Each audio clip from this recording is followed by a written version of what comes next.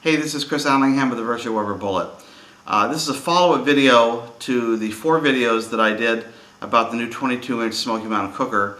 If you've seen those videos, I unpacked the product, I assembled it, and I shot a bunch of pictures showing a comparison between this new 22-inch model and the current 18-inch model.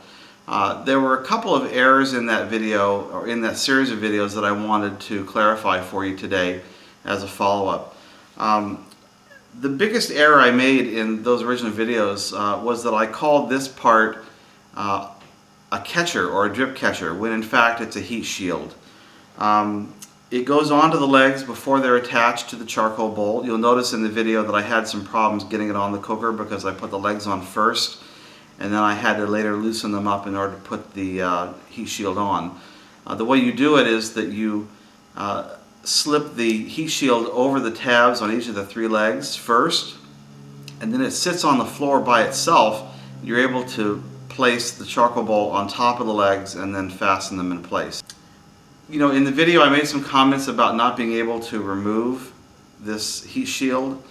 I talked to Weber about that, and they consider the heat shield to be a safety feature, and that's why it's designed so that once you put it on you can't take it off. They don't want you to take it off and forget to put it back on. They don't want it to fall off by accident. So that's why it's designed in such a way that it won't come off the cooker. One interesting point about this when I talked to Weber is that there's a side benefit, supposedly, to this heat shield. And that is it can actually keep more heat energy inside your cooker where it can work for you.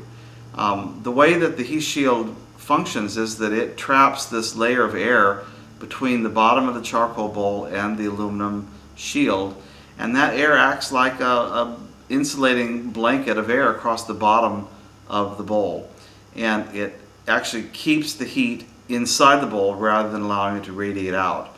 So I thought that was an interesting point, and I had no way of knowing that until I talked to Weber. Another thing I commented on in the video was the way that the charcoal grate seated in the bottom of the bowl. You know, in the current Smoky Mountain Cooker, the charcoal grate sits on the ends of the screws where the legs are attached, and the same is true in this cooker, but the fits seem to be very tenuous. It seemed like the grate would easily slip off those screws. So I did mention that to Weber, and they're taking a look at that. In the original videos I spent a lot of time talking about packaging. Packaging is a subject that's near and dear to my heart because, you know, if they can't get the thing to you intact and in good shape, you don't have a very good experience, you know, when you receive the product and go to put it together. So you could tell in that video that I was very excited about the packaging because they put a lot of effort into redoing it, and I've confirmed with Weber that they're also redoing the packaging for the 18-inch cooker as well. So pretty much what you saw in the video for the 22-inch cooker you'll also see if you buy the 18-inch cooker moving forward. But there are a couple of things that were in my box that are going to be different from what you'll see in the product you might purchase. One is those L-shaped corner braces that I talked about in the video. Those are not going to be in the final product. They were placed there in my box to make sure it got to me in really good shape. But they're very confident that based on the way they have the packaging designed with those rings that go over each of the layers, that it's really going to provide more than enough strength and it's going to protect the cooker. So those braces won't be present in the product that you purchase at retail. I also showed you these blocks that were placed in between the rings that helped provide vertical separation and also help provide some protection against crushing of the layers down upon one another. The blocks that I showed in that video were sort of one of a kind in the pre-production model they sent to me. There will be something similar in the production box, but it won't be exactly those blocks. They'll be using some scrap cutout pieces from other parts of the packaging that they'll fashion into some kind of a separator that they'll place between those layers. So there will be something, but it won't be exactly like those blocks. They did point out to me that they've done an awful lot of crush testing and drop testing of the new packaging, especially with this big cooker. You know, it's much heavier, the box is much bigger.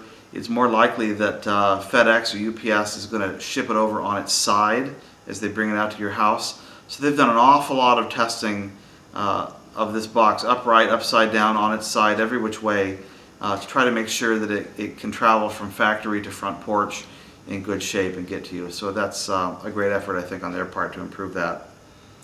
A couple other things I'll just mention quickly. One is that in the original video, I talked about these layers, these rings, as I don't know what to call them. I called them sprayed paper or sprayed in place paper. It's called molded pulp, and much of it is a recycled paper material, and it's molded in a way that creates these rings that are used to separate the various pieces and layers within the box. The other thing that I think is very, very tricky, and it's something I didn't notice when I unpackaged the cooker, and that is that Weber has made an improvement in order to get the product to you without the dampers bent. As some of you know who are current owners, sometimes the tabs on the vent dampers can get bent during shipping because they come into contact with the packaging. So what Weber has done is they have, with these new dampers, they have 4 holes. They have a choice of how they orient them when they're installed, and they've chosen to orient them in a consistent way every time so that when the vent is open, the tabs are at the 12 o'clock and the 6 o'clock position, as you can see right here in this picture.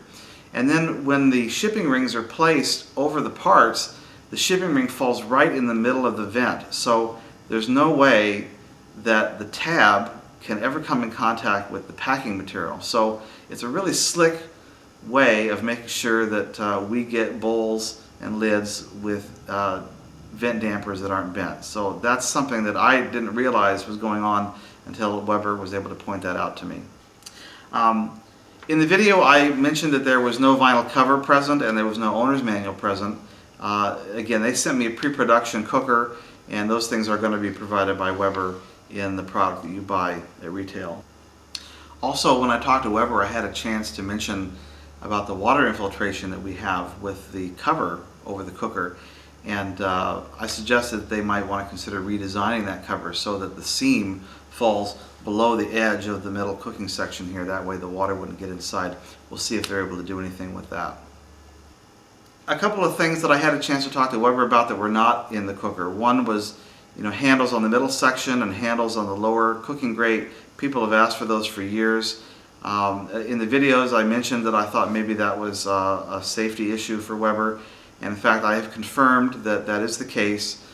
Weber does not want to provide those handles because frankly they don't want you to be messing with those parts while you're operating the cooker, and if they provide those handles they feel that it would then perhaps encourage you to lift off the middle section or lift out that lower cooking grate, and they really don't want you to do that. I also talked to them about the probe thermometer port or eyelet through the side of the middle cooking section.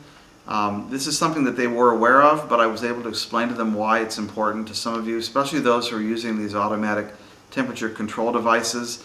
You may have thermometers that are routed through the middle cooking section, and they might be there all the time. You might just leave it assembled that way continuously. So rather than run those probes underneath the lid, you'd rather run them through an eyelet in the side and leave them that way. So I think they understand that. There's no commitment on their part that they're going to do that in the future, but I think at least they understand what the request is there.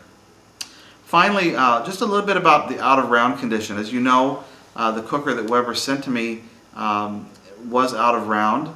The charcoal bowl was not perfectly round. The middle cooking section was fine, however. And I commented on this in the original videos because this is a condition that does happen occasionally for current Smoky Mountain Cooker owners. And we have a lot of information on the website about how to try to deal with that situation. In talking with Weber about it, I think it's pretty clear that they understand what the issue is, and I think they're working on some ideas of how they can try to address it. My hope is that we'll begin to see cookers shipping with parts that fit in a more consistent way, but only time will tell. But I do think that they've listened. I think they understand why we care about that issue, and I think they're looking at whatever options they have to try to address that.